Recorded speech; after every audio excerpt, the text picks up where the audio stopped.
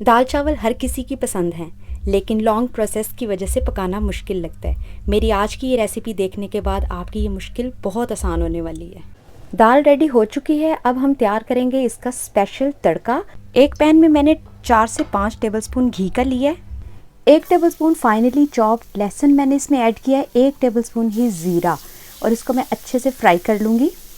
1 से 2 minute fry करने के बाद जब इसमें से अच्छी सी खुशबू आने लगी तो मैंने इसमें ऐड की 4 से 5 साबुत लाल मिर्च, 1 टेबलस्पून जूलियन कटा हुआ अदरक और 1 टेबलस्पून कसूरी मेथी, और आधा टीस्पून मैंने इसमें ऐड किया है लाल मिर्च। अब इसको अच्छे से मिक्स कर लेंगे, जो इसकी खुशबू और जायके को डबल ट्रिपल कर देगा।